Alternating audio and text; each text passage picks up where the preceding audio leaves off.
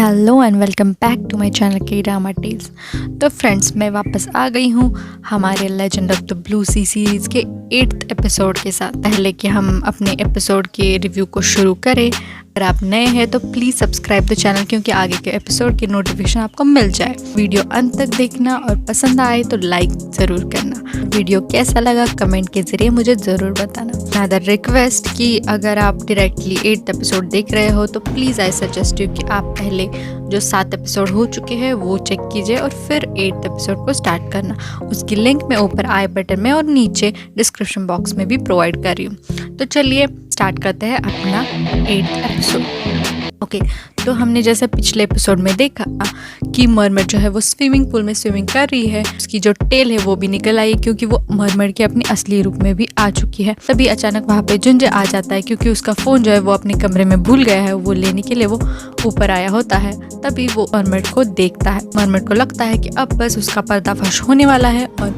जुंजे को उसकी असलियत का पता चलने वाला है। लेकिन तभी जुंजे उसको बहुत दूर से देखता है। उसे लगता है कि वो स्विमिंग कर रही है। शर्मा के उसको बोलता है कि ये तुम क्या कर रही हो, मैंने तुम्हें घर को क्लीन करने के लिए कहा था, तुम्हें स्विमिंग करने के लिए नहीं कहा था। तभी मरमर उसको चिल्ला के बोलती है कि तुम यहाँ पास मत आना और यहाँ पे मत देखो, टर्न अराउंड और पीछे मत देखना। फिर वो मरमर की तरफ अपनी पीठ घुमा लेता है और उसे बोलता है तुम्हें पता नहीं कि इस घर में कितने सारे मर्द रहते हैं, तुम्हें ध्यान रखना चाहिए ना, दरवाजा बंद कर लेना चाहिए और फिर तुम्हें स्विमिंग करनी चाहिए थी ना। अगर मेरी जगह पे कोई और आ जाता तो। मरमर बोलते तुम लकी ऑप्शन कैसे हुए? वो बोलता है अरे ऑब्वियसली वो दोनों कितने कमीने हैं, तुम्हें पता नहीं है क्या? फिर वो सब समझाता है कि आगे से ध्यान रखना और प्लीज से मत करना। वो वहां से चला जाता है। नीचे आने के बाद वो नामदोर टेहो को बोलता है कि मैं एक अनाउंसमेंट करना चाहता हूँ, अगर आगे से तुम दोनों को घर में जाना है तो प्लीज नॉक करके जाना, भले घर में कोई हो या ना हो, तुम्हें अपना प्रेजेंस अनाउंस करना चाहिए। टेहो खास कि तुम, क्योंकि तुम्हें सब ताला निकालना आता है तो तुम्हें ज्यादा केयरफुल रहना है और मैं जैसा बोल रहा हूँ वैसे करो। फिर वो तीनों अपने मिशन के लिए निकल जाते हैं। यहाँ पे मरमेड अपने मेल फ्रेंड यानी उस मरमेड को मिलने आती है। वहाँ पे वो उसे बताती कि वो कैसे एक्सपोज होने वाली थी, लेकिन वो बच गई। वो मेल फ्रेंड उसे समझाता है कि मैंने कहा था ना तुम्हें ऐसा नहीं करना है और ध्यान रखना है, क्योंकि मेरी गर्लफ्रेंड भी जब उसको पता चला कि मैं एक मरमेड हूँ तब वो मुझे छोड़ के चली गई। फिर मरमेड उसको बताती कि कैसे वो जब पानी में गिरा था तो उसकी जान बचाने के लिए वो अपने मरमेड वाले असली रूप में आई थी और जिसकी वजह से उसका सीक्रेट एक्सपोज हो गया था, इसलिए उसने जुंजे की सारी मेमोरीज स्पेन वाली मिटा दी थी। लेकिन वो आज भी उसको पूछता है स्पेन वाली मेमोरीज के बारे में। तो मेल फ्रेंड कहता है कुछ भी करो लेकिन आगे से ध्यान रखना, कभी भी पकड़ी मत जाना, क्योंकि इंसान लोग हमें नहीं समझते, हम जैसे है उस रूप में भी हमें कभी भी एक्सेप्ट नहीं करेंगे। मेरी गर्लफ्रेंड ने भी ऐसा ही किया था और जुंजे भी ऐसा ही करेगा, तो प्लीज आगे से ध्यान रखना। और वो उसे बोलता है अच्छा हुआ कि इंसानी दुनिया में झूठ नाम का शब्द है, क्योंकि सोचो हमारे यहाँ पे हम तो एक दूसरे के साथ बात नहीं करते, हमारे थॉट्स हम सुन सकते हैं, इसलिए हम तो झूठ भी नहीं बोल सकते। तुम्हें पता है ना, जब तुम किसी और में जाती हो और वो बोलती है अरे ये रंग आप पे बहुत सूट करता है, ये कलर आप पे बहुत जच रहा है, ये ड्रेस तो आप पे बहुत अच्छी लग रही है, बस आप ही के लिए बनी है, ये सारे झूठ होते हैं। इसका मतलब ये नहीं होता कि ये ड्रेस एक्चुअली तुम पे अच्छी लग रही होती। इसका मतलब ये होता है कि अब जब मैंने तुम्हें कॉम्प्लीमेंट दे दिया है तो तुम्हें कुछ ना कुछ तो खरीद ही लेना चाहिए। तो ऐसे इन लोगों की हर बात पे विश्वास नहीं करना चाहिए। फिर मरमर बोलती ओ अच्छा, लेकिन कैसे पता चलेगा कि कोई आपसे झूठ बोल रहा है? तो वो मेल फ्रेंड उसको बताता है कि जब भी कोई झूठ बोलने वाला होता है तो वो हकलाता है, अपने बालों को हाथ लगाता है या अपनी जो गर्दन है उसको हाथ लगाता है, आपकी नजरों से नजर नहीं मिला पाता। और कभी कभी वो अपने हाथ ऐसे छाती पे बांध लेते हैं डिफेंसिव मोड की तरह। तो तुम्हें बस ये ऑब्जर्व करना है और तुम्हें पता चल जाएगा कि सामने वाला तुमसे झूठ बोल रहा है। ओह अच्छा ऐसी बात है। बाद में नेक्स्ट सीन में हम देखते हैं कि नामदो टेहो और जुंजे जब वापस आ रहे थे तो जुंजे चासिहा मिलने जाता है। वो उसे बोलता है कि मुझे नामदो ने बताया कि तुम किसी चीज पे रिसर्च कर रही हो, तो क्या तुम मुझे दिखाओगी? फिर वो उसे अपनी लैबोरेटरी ले जाती है और उसे वो सारी चीजें दिखाती है जो जिसपे वो रिसर्च कर रही होती है, क्योंकि वो दामरंग का वास होता है और कई सारी चीजें होती है। जो वो वास देखता है जिसपे कि एक मरमेड और इंसान की किस की तस्वीर बनी हुई है, उसे कुछ याद आता है, स्पेन वाली धुंधली धुंधली सी मेमोरीज। बहुत अजीब फीलिंग आती है जैसे कि वो ये सब पहले को ही देख चुका है। फिर उसके बाद वो जाता है साइकेट्रिस्ट को मिलने और उसको बताता है कि डॉक्टर क्या ऐसा पॉसिबल है कि आपकी इंसान की रिलेटेड या एक जगह के रिलेटेड की मेमोरी ही गायब हो, क्या सिलेक्टिव मेमोरी लॉस हो सकता है? डॉक्टर उसे समझाते कि जी हाँ, ये पॉसिबल होता है। एक इंसान से जुड़ी हुई या एक जगह से जुड़ी हुई आपकी सारी मेमोरीज चली जा सकती है। हिप्नोटिज्म से हम देख सकते हैं कि क्या हुआ है। वो उसको हिप्नोटाइज करके सुला देता है। हिप्नोटाइज होने के बाद उसको सपना आता है या इल्यूजन दिखता है। वो उसे दिखता है दामब्रियम और सरदार, साथ में उसको मरमेड भी दिखती है। लाइफ वाली सारी इंसिडेंट्स उसको सामने दिख रहे होते हैं, लेकिन वो जैसे ही मरमेड को देखता है वो शॉक हो जाता है और उसकी नींद खुल जाती है। वो डॉक्टर को बताता है कि ये ऐसा नहीं पॉसिबल, क्योंकि ऐसा कैसे हो सकता है, ये जरूर मेरा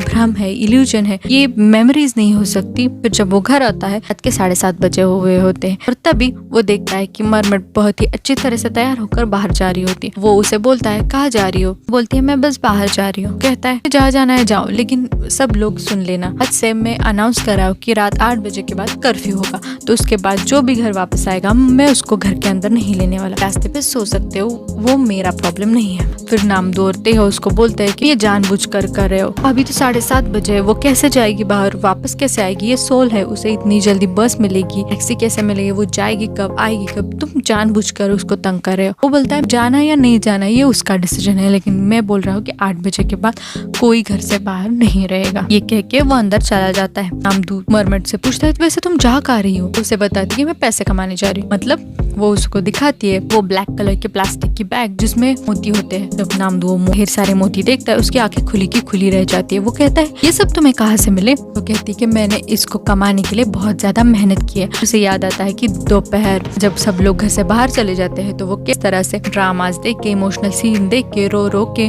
उसने वो मोती इकट्ठा किए होते, यानी कि उसके आंसू इकट्ठा किए होते। वो कहती है कि मैं इसको एक्सचेंज करके इसके बदले में पैसे लेने वाली हूँ। नामदू बोलता है क्या इसमें से एक मैं रख सकता हूँ? बोलती है बिल्कुल नहीं, ये सब मैं हुजुंजे के लिए कर रही हूँ, सब मैं हुजुंजे को देने वाली हूँ। फिर नामदू अपनी चोर वाली टैक्टिक्स को यूज करके एक मोती फिर भी अपने हाथों में छुपा लेता है। अगले दिन सुबह मरमेड अपने दोस्त को मिलने जाती है, तब हम बात कर रहे होते। मेल फ्रेंड के सीने में दर्द होता है। वो उसको पूछते कि क्या हुआ? वो कहता है शायद मेरे दिन अब बहुत कम बचे हैं। मरमेड बहुत ही चिंता में होती है। वो पूछते क्यों ऐसा होता है? कि शायद मुझे अभी जमीन पर आकर 2 महीने से ज्यादा हो गए, तो मेरा दिल अभी काम करना बंद कर रहा है, नहीं अब मेरे कितने दिन बचे, तो इसलिए मेरे सीने में कभी कभी ये दर्द होता है। फिर मरमेड उसको पूछते यानी कि फिर मेरे कितने दिन बचे हुए होंगे? बोलता है मैं कब तक जीऊंगा इससे तुम्हें अंदाजा हो जाएगा। मरमेड को बुरा लगता है कि वो किस तरह से बहुत ही इमोशनल हो गया है। वो उसको बोलती कि तुम वापस नहीं जा सकते समुंदर में? वो कहता है कि अगर मैं वापस चला भी गया तो भी उसका क्या फायदा होगा, इस तरह से जिंदा लाश बन के रहने से अच्छा है मैं यहाँ रह के मर जाऊँ, कि उसके बिना अब मेरी जिंदगी वैसे भी अधूरी है। इस तरह से वो इमोशनल हो जाते हैं, रोने लगती है। यहाँ पे जुंजे को भी अपने पास्ट लाइफ के विजुअल दिख रहे होते हैं। उसे वो सेक्रेटरी के शक्ल वाला आदमी जख्मी अवस्था में दिखता है। फिर से उसे सेक्रेटरी की याद आती है, तो वो सेक्रेटरी के नंबर को फिर से कॉल करता है, लेकिन अब भी नंबर बंद आ रहा होता है। वो सोचता है कि क्यों ना उसको मैसेज किया जाए, तो वो सेक्रेटरी को मैसेज करता है कि हेलो अंकल, मैं जुंजे, आपको मैं कब से ट्राई कर रहा हूँ लेकिन आपका फोन नहीं लग रहा है, प्लीज आपको जैसे ये मैसेज मिले मुझे कॉल बैक कीजिए क्योंकि मैं चिंता में हूँ। क्योंकि उसका फोन मादेयंग के पास होता है। मादेयंग उसके मैसेज का रिप्लाई देता है और कहता है कि हाँ जुंजे सब ठीक है, मैं मिलूंगा कल, लेकिन कब किस जगह वो मैं तुम्हें कल मैसेज करके बता देता हूँ। फिर जुंजे को एक रिलीफ महसूस होता है कि हाँ मरमेड को नींद नहीं आ रही होती है, तो वो नीचे जाती है और जुंजे को पूछती है तुम्हारे कोई प्लान है मुझे लाइक करने का, या कभी फ्यूचर में तुम मुझे लाइक करोगे, ऐसा कुछ है? वो बोलता है पागल हो गई है क्या तुम? मैंने तुम्हारा नाम सही तरह से रखा है शिमचंग, तुम सच में पागल हो। ऐसे कोई कैसे किसी को कुछ ही दिनों में लाइक कर सकता है? ये बहुत ही बड़ी चीज होती है, उसमें क्या बड़ी बात है? तो वो कहता है किसी को लाइक करना या प्यार करना बहुत ही बड़ी चीज होती है, उसको बहुत टाइम लगता है, ये ऐसे ही कुछ ही दिनों में नहीं हो सकता। और मैं कैसे तुम्हें बता सकता हूँ कि मेरा कोई प्लान है या नहीं? कहती है देखो जुंजे, अगर तुम्हारा ऐसा कोई इरादा हो मुझे चाहने का तो प्लीज मुझे बता देना। ये कह के वो ऊपर चली जाती है। जो मरमेड है वो टेंशन में है कि अगर जुंजे उसको रिटर्न में प्यार नहीं करता, वो म्यूचुअली नहीं होता, तो शायद वो भी मर सकती है, इसलिए वो उसको पूछने गई होती है। लेकिन उसके ये सवाल के बाद दोनों भी सो नहीं पाते। अगली सुबह चासिया की भाभी अपनी सासू माँ से बड़ी ही प्यार से बात कर रही होती। फिर वो फोन खत्म होने के बाद चासिया बोलती है मैं अपनी माँ से खुद ठीक से बात नहीं कर पाती, लेकिन तुम अपनी सासू माँ को कैसे मैनेज कर लेती हो? तो भाभी उसको बोलती है कि देखो किसी भी आदमी को कंट्रोल करना है तो बस उसका एक ही रास्ता है, उसकी माँ को कंट्रोल करो। उसकी माँ को अगर तुमने पटा लिया तो बस वो आदमी तुमसे कभी भी दूर नहीं जा सकता। ओ तो ऐसा है। फिर वो भाभी उसे बोलती है जिस लड़के के लिए तुम खाना लेके जाती हो तुम उसकी माँ को क्यों नहीं पटाती? देखो अगर उसकी माँ के बारे में कुछ फाइंड आउट करना है तो मैं अब तक कर सकती हूँ। फिर वो बोलती क्योंकि वो अपनी फैमिली के बारे में ज्यादा बात नहीं करता, माँ के बारे में मैं ज्यादा कुछ नहीं जानती। अभी वहाँ से वो मेड यानी कि जुंजे की असली माँ आ जाती है और वो उसके के लिए कॉफी लेके आई होती है। एक घुट पीने के बाद चासिया वो कॉफी थूक देती है और बोलती है कितनी खराब कॉफी है, ये रेगुलर वाली कॉफी नहीं है जो मैं हमेशा पीती हूँ। तभी जुंजे की माँ बोलती है कि हाँ वो कॉफी खत्म हो गई इसलिए मैंने दूसरी वाली बनाई है, लेकिन अगर ये आपको इतनी ही खराब लग रही है तो मैं जाके फिर से बाजार से वही कॉफी लेके आ जाऊंगी। लेकिन फिर भी जुंजे की माँ बोलती है कि एटलीस्ट कोई मैनर्स ना हो, लेकिन सामने वाले ने अगर आपके लिए कुछ बनाया है आप उसका रिस्पेक्ट तो कर ही सकती है, और वो भी ना तो एटलीस्ट फूड को तो वेस्ट मत कीजिए। इस तरह से पहले ही जुंजे की माँ की नजर में डिसरिस्पेक्टफुल लड़की है, तो पता नहीं आगे जाके क्या होगा जब उसको पता चलेगा कि वही जुंजे की असली माँ है। Back to the story. यहाँ पे जुंजे के माँ के बारे में पता करने के लिए वो नामदू को कांटेक्ट करती है और नामदू से पूछती है मैं जुंजे की माँ के बारे में कुछ पता है? नामदू कहता है देखो मैं अगर तुम उसकी माँ के बारे में तुम्हें कुछ बताऊंगा तो उसको अच्छा नहीं लगेगा क्योंकि वो खुद नहीं बात करता। चासिया के जोर देने पर नामदू उसको बता देता है कि वो 10 साल का जब था तभी वो अपनी माँ से अलग हो गया था, उसके बाद से वो अपनी माँ से नहीं मिला और अभी भी उसकी माँ को ढूंढने की वो कोशिश कर रहा है। उसके बाद में जब चासिया जा रही होती है मरमेड चासिया को बोलती है देखो मुझे तुमसे कुछ बात करनी है तो थोड़ी देर रुक जाओ। नामदू बोलता है तुम दोनों बात करो मैं जाता हूँ मुझे एक काम है। मरमेड चासिया से पूछती है क्या अगर आपको किसी लड़की को पटाना है, उसको लाइक करवाना है तो आप कैसे कर सकते हो, उसको इम्प्रेस करने के लिए क्या करना चाहिए? फिर चासिया बोलती है किसको इम्प्रेस करना चाहती हो? बोलती कि मुझे हुजुंजे को इम्प्रेस करना है और वो भी बहुत जल्द। वो कहती कि वो तो इतना मुश्किल नहीं है, देखो मैं क्या करना है तुम उसके सामने आगे पीछे जो मंडराती रहती हो ना तुम ये नहीं करना चाहिए। तुम जितना उसकी नज़रों से दूर रहोगी वो उतना ही तुम्हें मिस करेगा और तुम्हारी इम्पोर्टेंस उसको पता चलेगी, वो तभी तुमसे प्यार करेगा, इसलिए तुम्हें उससे ज़्यादा से ज़्यादा दूर रहना चाहिए। फिर ये सुनने के बाद मरमर हंसने लगती है। हाँ कितना झूठ बोलोगी तुम, मुझे सब पता है। मेरी नज़रों से नज़र नहीं मिला रही थी, ऊपर से अपने बालों को और गले को हाथ लगा रही थी, मैं सब जानती हूँ। तुम इंसान लोग झूठ कैसे बोलते हो। फिर चासिया वहाँ से चली जाती है। फिर थोड़ी देर बाद जुंजे अपनी रूम से बाहर आता है, वो जा रहा होता है, तब मरमर बस उसको चिपक के चल रही होती है। वो पूछता है तुम क्या कर रही हो, इरिटेट कर मत करो, मुझे जाने दो। वो बोलती है कि तुम कहाँ जा रहे हो, मैं भी तुम्हारे साथ चलूंगी। कहता है मैं लाइब्रेरी जा रहा हूँ, तुम यहाँ घर पे ही बैठो।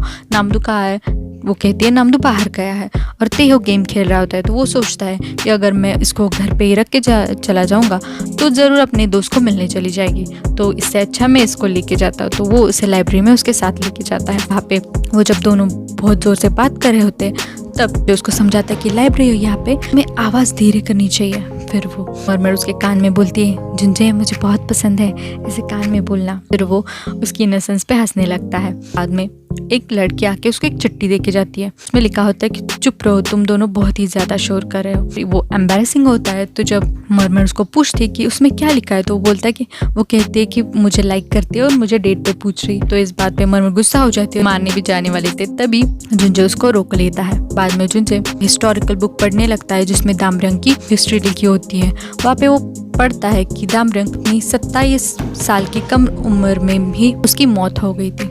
फिर वो सोचने लगता है कि क्या हुआ होगा जिससे उसकी मौत हो गई। बाद में उसे याद आता है कि उसकी एज भी तो अभी 27 ही है। यहाँ हॉस्पिटल में नेक्स्ट सीन में हम देखते हैं कि जीहुन सेक्रेटरी को मिलने आया है जो हॉस्पिटलाइज्ड है। वो उसकी पत्नी से बोलता है कि एक्सीडेंट के पीछे की सच्चाई मैं ढूंढ निकालूंगा। सेक्रेटरी की वाइफ बोलती है थैंक यू सर, आपकी माँ ने मुझे कहा था कि इस एक्सीडेंट से कोई सीन क्रिएट मत करना और उसका बड़ा बवाल मत बनाओ, इसलिए मैं चुप थी, लेकिन मुझे भी कुछ ना कुछ डाउट लग रहा है। थैंक यू, आप मेरी मदद कर रहे हैं। लाइब्रेरी से निकलते वक्त मरमर अपने दोस्त को मिलने जाती है। वो अब उसके ऑफिस पहुंचती है तो वहाँ पे कोई और ही लड़का होता है। तो उससे पूछते है कि मेरा फ्रेंड कहाँ गया।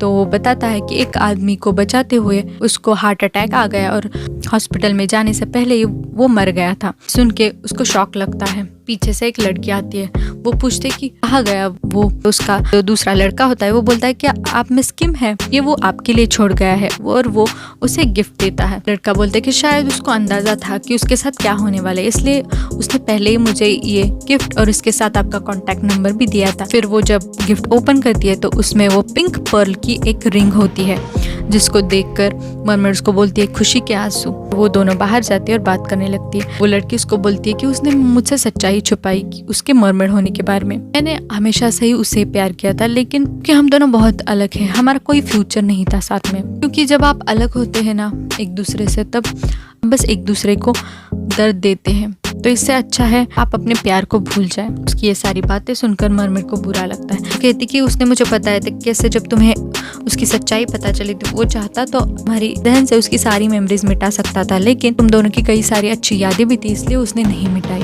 यहाँ पे मरमेड भी बहुत ही ज्यादा इमोशनल होती है। यहाँ पे जुनजे को मैसेज आया होता है उसी सेक्रेटरी नाम के मोबाइल से कि तुम जगह पे मुझे मिलने आना।